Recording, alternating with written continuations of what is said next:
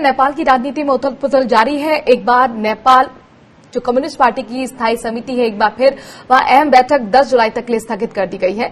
देश के प्रधानमंत्री केपी शर्मा ओली के प्रेस सलाहकार सूर्य थापा ने इसकी जानकारी दी है। बैठक को चौथी बार टालने का कारण सामने नहीं आया। इससे पहले सोमवार को यानी 8 जुलाई तक के लिए इसे टाल दिया गया था, आज तक के लिए, और अब इसे एक बार फिर टाल दिया गया है।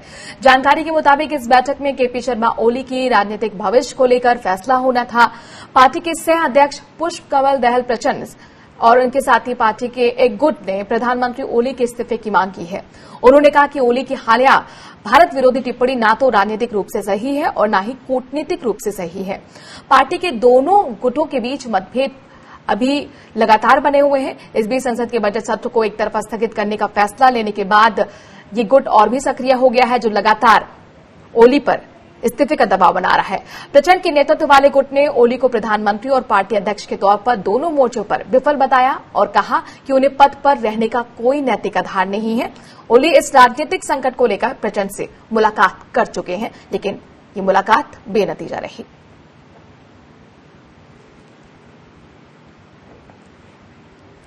नेपाल की राजधानी में मंगलवार को दर्जनों छात्रों ने चीन के दूतावास के सामने प्रदर्शन किया। ये छात्र चीन की राजदूत हो यांकी की सत्ताधारी पार्टी के नेताओं से मुलाकात को लेकर विरोध कर रहे थे। इन्होंने चीन गो बैक के नारे लगाए और पोस्टर तक दिखाए। यांकी पर नेपाल की सत्ताधारी कम्युनिस्ट पार्टी के अंदरूनी मामले में तब दखल देने के आरोप लगे जब वो पार्टी अंदरूनी मतभेदों से घिरी हुई है और पार्टी के नेताओं ने ही प्रधानमंत्री केपी शर्मा ओली के इस्तीफे की मांग की है। यांकी नेपाल की सत्ताधारी और विपक्षी पार्टियों से मुलाकात और सरकारी विभागों में उनके दखल को लेकर सुर्खियों में है। बताया ये भी जा रहा है कि मई में जब ओली की कुर्सी पर संकट आया था तब यांकी ने उनकी कुर्सी बचाई थी। हालांकि ओली की पार्टी के नेता ही इस बात को खारिज कर रहे हैं।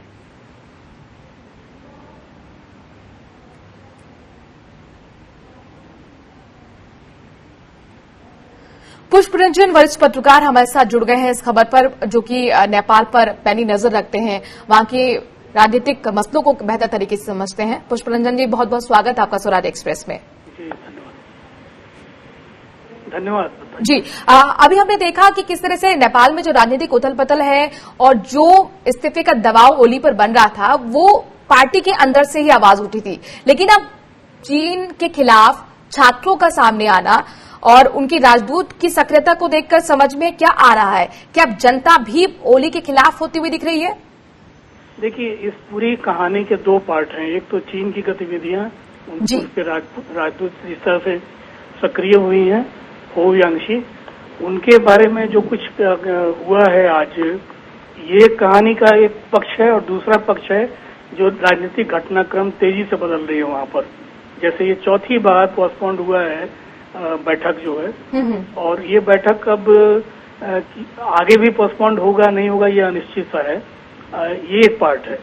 दूसरा पार्ट हो यांशी का है, जिस तरह से एक एम्बेसडर को अपनी भूमिका में रहनी चाहिए उस लक्ष्मण रेखा से बाहर वो निकल आई हैं। जी। लगातार उनका राष्ट्रपति से मिलना, विजय देवी भंडारी से आसार 19 गते को मिली थी, वो नेपाली डेट है जो गते में बोल रहा हूँ।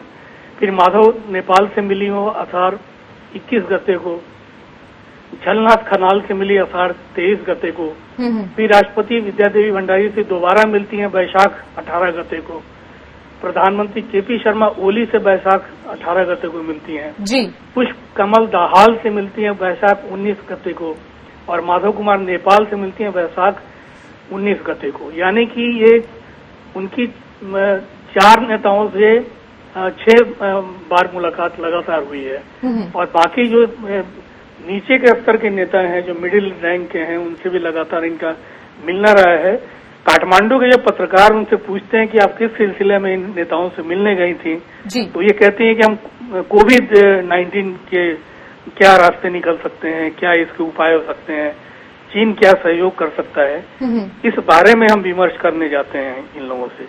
जी जी। तो ये कोरोना एक बहाना हो गया उनके लिए। हाँ। और लगातार कोरोना के बहाने राजनीतिक कहीं ना कहीं जो सक्रियता चीनी राजदूत की बढ़ी है उसका असर भी अब देखने को मिल रहा है नेपाल के अंदर। अब छात्र गो बैक नारे लगा रहे हैं चीन को लेकर। जेके त्रिपाठी जी भी हमारे साथ पूर्व राजनयिक बने हुए हैं, उनका हम रुख करते हैं। जेके त्रिपाठी जी, अभी जो राजनीतिक उथल पुथल आपने नेपाल में देखी है और अभी ताजा अपडेट ये मिली है कि आज जो राजनीतिक भविष्य को लेकर फैसला होना था, समिति की तरफ से जो बैठक थी वो टल गई है, तो कब तक ओली अपनी कुर्सी बचा पाएंगे? देखिए, ऐसा है कि ओली इस बड़ी ही विषम स्थिति में पड़े हुए हैं जी। उनकी परिस्थिति ये है कि चीन उनको रखना चाहता है, क्योंकि वो चीन के एकदम मातहत है, समझ लीजिए। जो भी चीन कहेगा आंख मूंद के करेंगे। और अगर दूसरा कोई आता है जैसे प्रचंड या खनाल या माधव नेपाल, तो ये सब लोग इतने ज्यादा चीन परस्त नहीं है जितने ओली हैं। और ये किस लिए है इसका अंदाजा लोग लगा रहे हैं कि शायद उनके साथ हाउ योंगकी के साथ उनके कुछ अंतरंग संबंध हो, जिनका फायदा उठा करके चीन ब्लैकमेल कर रहा हो या जो भी, या कुछ पैसे दिए गए हो, जो भी है।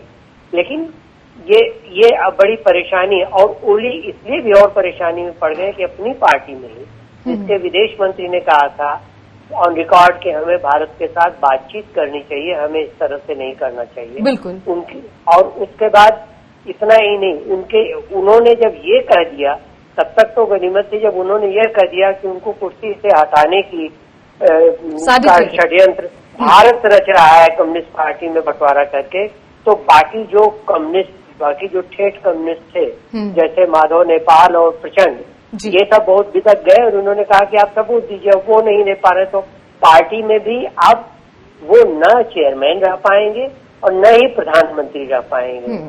तो ये बड़ी परेशानी उनके लिए हो गई है। जाना तो है ये, लेकिन अब वही है कि बकरे की माँ कब तक खैर मनाएगी।